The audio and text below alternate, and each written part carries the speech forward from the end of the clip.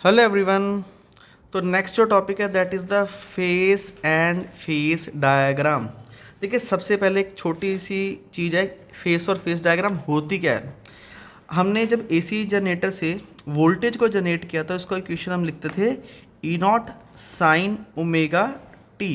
ठीक है, तो ये जो ओमेगा टी है दिस इज़ द फेस, ये होता है फेस। क्योंकि टाइम के साथ साथ जो है ये जो आउटपुट है, वोल्टेज की आउटपुट है, ये चेंज होती है। चलिए एग्जांपल समझते हैं। ये एक सर्कुलर मोशन है और ये एक वेव मोशन है। This is the wave motion. Okay, जब टाइम पीरियड ज़ीरो है, हेयर इज़ अ ज़ीरो, यहाँ पे टाइम हो जाएगा तकरीबन तकरीबन हाफ, और यहाँ पे हो जाएगा पूरा टाइम टी। एक वेव कंप्लीट होने को टाइम लगता है zero, that is the half, that is the T. अब करंट कैसे वेरी करता है, हम बात कर रहे हैं एसी करंट की। एसी करंट क्या है, यहाँ पर स्टार्टिंग में ज़ीरो है, यहाँ पे वन होता है, फिर 2 एम्पियर, 3 एम्पियर, 4 एम्पियर, 5 एम्पियर, फिर कम होना स्टार्ट होता है 4 3 2 1 0। ठीक है, तो एसी के ऐसे आपको कंटिन्यूसली फ्लक्चुएशन देखने को मिलती है। अब इन दोनों को कंपेयर करते हैं, और कंपेयर कैसे कर सकते हैं, इसको भी हम 4 पार्ट्स में डिवाइड करेंगे। यहाँ पर है ज़ीरो, ये वाला टाइम पीरियड ज़ीरो। जब ये यहाँ से आधा सर्कल हो चुका है, देखिए आधा वेव बन चुका है, तो सर्कल आधा कहाँ होगा, यहाँ से लेके यहाँ तक, ये होगा आधा सर्कल, ये होगा टाइम t/2। तो आधे वेव से जब ये पूरा वेव होगा तो यहाँ से चल के यहाँ पर हो जाएगा टाइम t। ठीक है जी, ओके। अब ज़ीरो से t/2 के बीच वाला टाइम, ये है टाइम, इन दोनों का हाफ कितना हो जाएगा t/4, तो ये हो जाएगा बेटा t/4। ओके, अब इन दोनों के बीच का टाइम कितना हो जाएगा, इनको ऐड कर लेते हैं, that is t/2 plus t/2, that is 3t/4। ये हो जाएगा बेटा 3t/4। इन दोनों को ऐड करेंगे और 2 से डिवाइड करेंगे, ये टाइम हो जाएगा 3t/4। ठीक है जी, तो मैंने टाइम के रिस्पेक्ट में दो डायग्राम बनाई हैं यहाँ पर, एक है वेव डायग्राम और एक है सर्कुलर डायग्राम। अब आपको क्या समझना है, देखिए ये जो इक्वेशन है ये हमने जनरेट की थी एसी जनरेटर से, कि एसी जनरेटर जो है कितना एसी वोल्टेज जो है क्रिएट करके देता है, that is by AC generator. Okay, अब टाइम के अकॉर्डिंग जब टाइम को ज़ीरो करेंगे तो ये वोल्टेज कितना हो जाएगा, ज़ीरो हो जाएगा। जब हम टाइम को t/4 पुट करेंगे यहाँ पर, जैसे मैं टाइम को t/4 पुट करूँगा तो यहाँ पर आउटपुट निकल के आएगी, आप देख सकते हैं, कैलकुलेट करके दिखा देता हूँ आपको। E is equal to E naught sine omega is the angular velocity, इसका फॉर्मूला क्या था 2π/t। ओके, मल्टीप्लाई करेंगे ये वाला t, और ये वाला t मैं यहाँ पर कैलकुलेशन कर रहा हूँ, दैट इज़ t/4। कटिंग करेंगे, ये कटिंग करेंगे, ये बन जाएगा साइन 90, साइन 91 हो जाएगा, तो E is equal to E not. तो this is the maximum output, क्योंकि इसको सॉल्व करने पे आ रहा है 90 π/2, साइन 90 होता है 1, तो ये 1 हो जाएगा, E is equal to E naught, इसकी इक्वल आ जाएगा। तो ये देखिए यहाँ पर वैल्यू ये आ रही है, तो ये वैल्यू यहाँ पर कहाँ पे होगी, सर्कुलर डायग्राम में इधर होगी। ठीक है, here is the angle 90 π/2, here is the angle pi, there is again 3π/2, और ये हो जाएगा टोटल एंगल 2π। तो इन दोनों को आप दो फॉर्मेट में समझ चुके हो, एक टाइम के फॉर्मेट में और दूसरा एंगल के फॉर्मेट में। ठीक है बेटा, अब हमारे पास क्या होता है एक्चुअल में, मान लीजिए आपने एक डिवाइस लगाया, ये डिवाइस है इंडक्टर। ठीक है जी, इस इंडक्टर को आपने लगा दिया एसी सप्लाई से, एसी कनेक्ट किया, ये एसी का सोर्स है। ओके, ये है आपके पास कैपेसिटर, अब आपने इस कैपेसिटर को भी एसी से लगाया, डन। अब एक सिंपल रेजिस्टेंस ही आपके पास, मान लीजिए सिंपल रेजिस्टेंस है, इसको भी आपने एसी से लगाया है। ठीक है, अब हमारे पास बहुत सारे इलेक्ट्रॉनिक कंपोनेंट्स होते हैं जिनका एसी के साथ वेरिएशन कैसे देखने के लिए मिलता है। मान लीजिए एक सिंपल डायग्राम है, अगर मैं इसका ग्राफ बनाता हूँ, ये देखिए सिंपल ग्राफ है। अगर किसी भी टाइम पे देखिए यहाँ पर जो हमने एसी जनरेट किया है उसकी वोल्टेज के फॉर्मूले का फेस डिफरेंस क्या है, this is a phase, it's not a phase difference, सिर्फ फेस है। E is equal to E naught sine omega t, sine omega t एक फेस है, एक एंगल है, किसी भी इंस्टेंट पे ये है वोल्टेज का एंगल। ठीक है, ये एंगल है ओमेगा टी, और this is the maximum voltage at omega T E not. और सेम टाइम पे जब हमने वोल्टेज को ढूंढा तो सेम टाइम पे क्या हो सकता है कि जो करंट है यहाँ पर हो सकता है, कुछ एंगल पीछे हो सकता है, या फिर इस वोल्टेज से कुछ एंगल आगे भी हो सकता है करंट। ठीक है, this is the current I not, तो कुछ एंगल आगे भी हो सकता है। तो क्या है, वोल्टेज से कभी करंट आगे होता है, कभी करंट पीछे होता है, कभी करंट वोल्टेज के बिल्कुल साथ ही चलता है। ठीक है, अगर ये इक्वेशन हमने वोल्टेज के लिए लिखी है, ईएमएफ के लिखी है, तो करंट के लिए इक्वेशन क्या हो सकती है, I not sine omega T plus minus five, मतलब जो भी एंगल का डिफरेंस है कम या ज़्यादा हो सकता है। तो इन दोनों के बीच में एक एंगल का डिफरेंस होगा जिसको हम बोलते हैं फेस का एंगल। उस फेस के एंगल को स्टडी करने के लिए हम क्या पढ़ेंगे, this is called the phase diagram. ये है फेस डायग्राम, ये वाली जो है, ठीक है। और ये दूसरे नंबर पे ये जो बनाई है, this is the wave diagram. तो जो वेव डायग्राम और फेस डायग्राम है, इन दोनों का आपको कंपैरिजन करना आना चाहिए। ओके, अब मान लेते हैं एट एन इंस्टेंट, यहाँ पर एक पार्टिकल है, या यहाँ पर at an instant omega T पे, this is the omega T, ठीक है। ओमेगा टी पे this is the maximum voltage E not, ये है ई नॉट रिप्रेजेंट कर रहा है, ये है ई नॉट, ठीक है जी। अब इसके बिल्कुल सामने मैं ऐसे लाइन ड्रॉ करूँगा।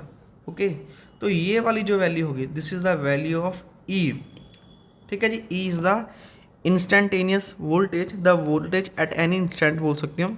तो ये वाला ई होगा, ये इस ई को क्या लिखेंगे, दैट इज़ ई नॉट, और this is the angle sine omega T, ठीक है। तो ऐसे कैलकुलेशन करके हम यहाँ से लिख सकते हैं, क्योंकि ये जो वेव है साइन की वेव है। आप चाहें तो ट्रिग्नोमेट्री वगैरह यूज़ करके, साइन का फॉर्मूला यूज़ करके, परपेंडिकुलर अपॉन हाइपोटेन्यूज वहाँ से यूज़ करके इसको कैलकुलेट कर सकते हैं, ठीक है। जैसे कि देखिए, साइन का फॉर्मूला क्या था बेटा, साइन का फॉर्मूला होता है sign omega T perpendicular upon hypotenuse. अगर ये ओमेगा टी एंगल है तो ये भी क्या होगा, ओमेगा टी होगा। इस ओमेगा टी के लिए, इस एंगल के लिए ये क्या हो जाएगा, बेस, ये हो जाएगा परपेंडिकुलर, और ये हो जाएगा हाइपोटेन्यूज। तो परपेंडिकुलर क्या हो जाएगा, ई, हाइपोटेन्यूज क्या हो जाएगा, this is the hypotenuse E not, ठीक है, ई नॉट। ये इस एंगल के लिए ये हो जाएगा परपेंडिकुलर और ये हाइपोटेन्यूज। अब ई की वैल्यू को निकालें, ई की वैल्यू क्या आ जाएगी, क्रॉस मल्टीप्लाई हो जाएगा, E is equal to E naught sine omega t. तो आप ये समझ चुके हैं कि इस इक्वेशन को मैं वेव के फॉर्म में और फेस सर्कुलर डायग्राम के फॉर्म में कैसे जनरेट कर सकता हूँ, कैसे लिख सकता हूँ। तो जब ये वाला पार्टिकल यहाँ से चल के यहाँ आया होगा, इस पॉइंट पर आया होगा, तो इस ई की वैल्यू मैक्सिमम हो जाएगी, यहाँ से लेके यहाँ तक हो जाएगी। जब ये वाला पार्टिकल यहाँ से चल के यहाँ पर आ जाएगा, मान लीजिए यहाँ पर आ चुका है, ठीक है, यहाँ पर, ये यहाँ पर आ चुका है, तो उस वक्त इसके सामने ये वैल्यू हो जाएगी ई की, this is the value of E, ठीक है जी। ये वैल्यू हो जाएगी ई की, होगी, ये एंगल बार बार चेंज होता रहेगा। तो वोल्टेज पूरा ऐसे यहाँ से चल के एक पूरा साइकिल कंप्लीट कर रही है, तो यहाँ से चल के पूरा साइकिल कंप्लीट कर रही है। So this is the phase diagram. सिर्फ हमने किसके लिए बनाई है, वोल्टेज के लिए।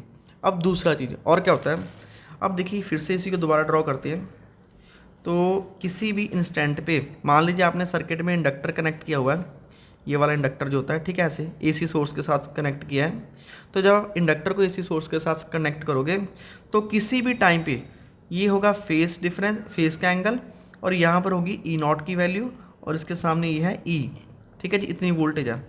और उसी टाइम पे आपको करंट भी फाइंड आउट करना है। तो हमने करंट फाइंड आउट कर लिया, मान लीजिए करंट यहाँ पर आ रहा है, ठीक है, या कोई और सर्किट हो सकता है, करंट आगे भी चल सकता है, जरूरी नहीं है। ये हम कैलकुलेट करके दिखाएंगे आपको कि इंडक्टर में करंट आगे चलता है या वोल्टेज आगे चलती है। अभी मान के चलते हैं कि करंट यहाँ पर है, ठीक है, तो कितना एंगल पीछे है, यहाँ से इसके पीछे है, ये है एंगल वोल्टेज का, और उससे ये पीछे चल रहा है करंट।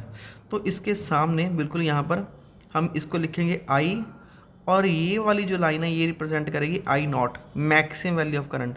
तो हम करंट को भी क्या लिखेंगे, I not sine omega T minus five, क्योंकि ये एंगल कुछ पीछे से चल रहा है, ठीक है।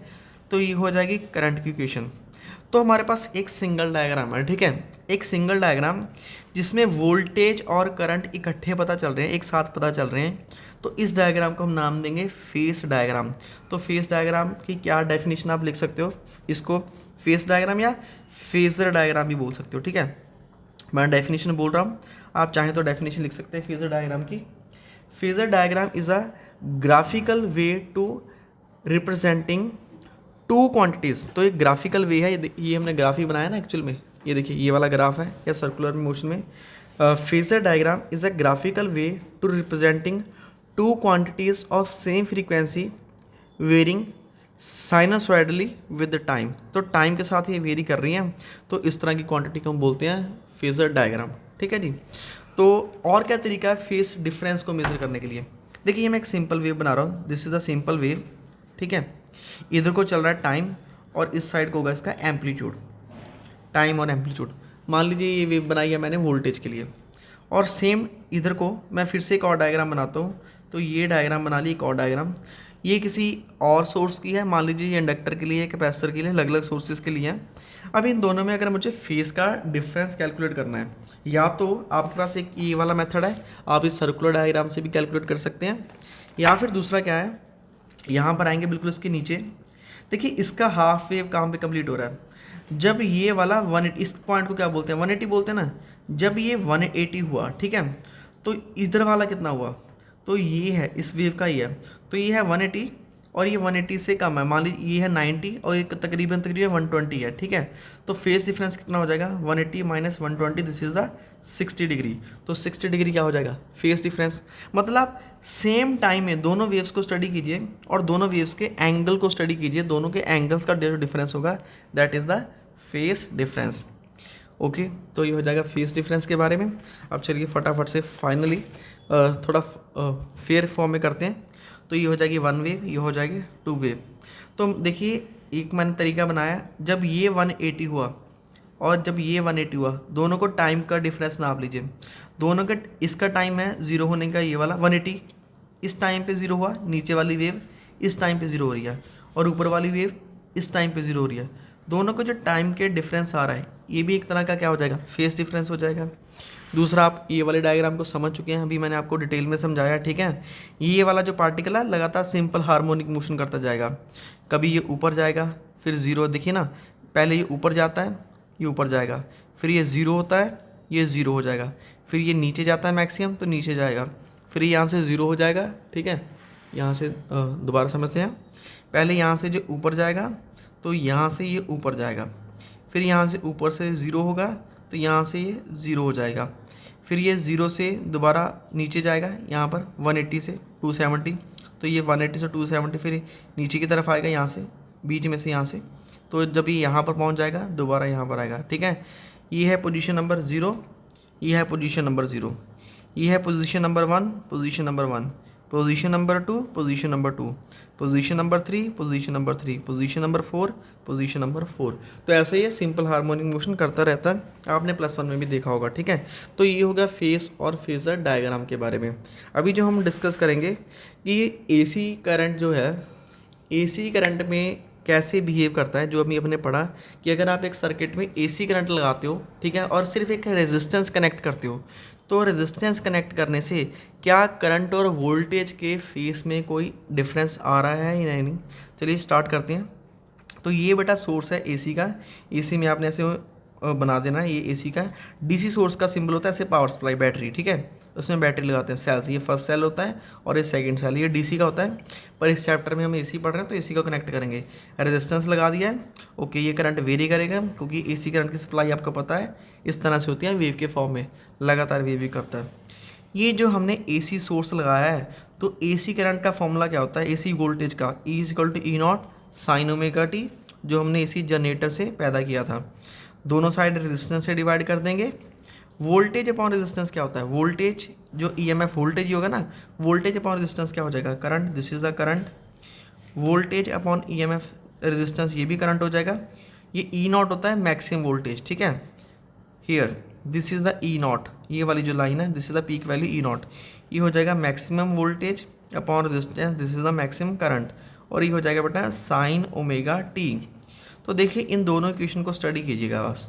इन दोनों इक्वेशन में देखिए E0 I0 साइन, इसका एंगल भी ओमेगा टी है और इसका एंगल भी क्या है, ओमेगा टी है। इसका मतलब कोई भी फेस डिफरेंस जो है हमें देखने के लिए नहीं मिल रहा। इसका मतलब है अगर वोल्टेज और करंट की बात करूँगा तो दोनों ही एक साथ चलेंगे, बिल्कुल साथ साथ चलेंगे, एक दूसरे का हाथ पकड़ के। ओके, और अगर मैं बात करूँ एम्पलीट्यूड की, देखिए यहाँ पर अगर ईएमएफ का एम्पलीट्यूड E0 है तो करंट का एम्पलीट्यूड थोड़ा सा कम होगा, क्योंकि वोल्टेज को रेजिस्टेंस से डिवाइड करने में वैल्यू कम हो जाएगा। अगर वैल्यू कम हो रहा है तो थोड़ा बहुत है जो करंट का है वैल्यू है वो कम हो जाएगा। हाँ, अगर रेजिस्टेंस पॉइंट्स में है 0.1 0.2 तो करंट ज़्यादा भी हो सकता है, डिपेंड करता है, ठीक है। तो जो करंट का मैग्नीट्यूड है वो वोल्टेज से वेरी करेगा। अभी के लिए हम मान के चल लेते हैं कि चलो करंट का अगर रेजिस्टेंस 1 से ज़्यादा है तो करंट का एम्पलीट्यूड कम होगा।